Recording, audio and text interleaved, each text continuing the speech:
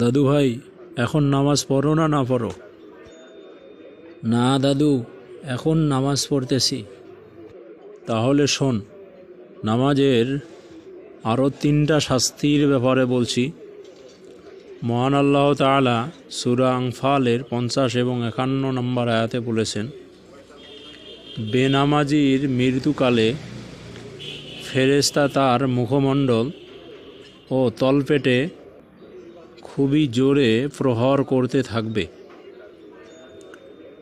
তারপরে দ্বিতীয়টা হচ্ছে, কবরের আযাবের ভয়ে বেনামাজি ও পাপিষ্ঠ লোকদের লাশ দাফনের আগেই চিৎকার করতে থাকবে। ওই আওয়াজ যদি মানুষ এবং জিন জাতি শুনত, তাহলে তারা কেউই হুঁশে থাকতে পারত না, অর্থাৎ বেহুশ হয়ে যেত।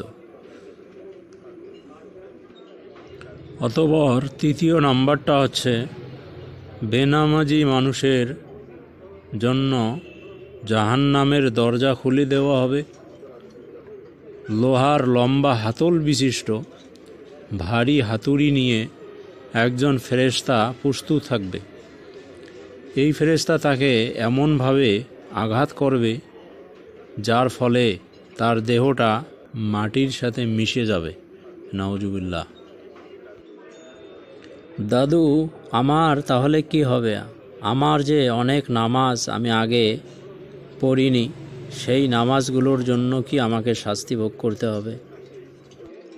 দাদু ভাই, সামনে যতদিন বেঁচে থাকবে ততদিন নামাজ ছেড়ে দেবে না, নামাজটা ঠিকঠাক মতো পড়বে এবং পিছনের যে নামাজগুলো কাজা হয়ে গেছে সেগুলোর জন্য আল্লাহ তাআলার কাছে মাফ চেয়ে কান্নাকাটি করবে।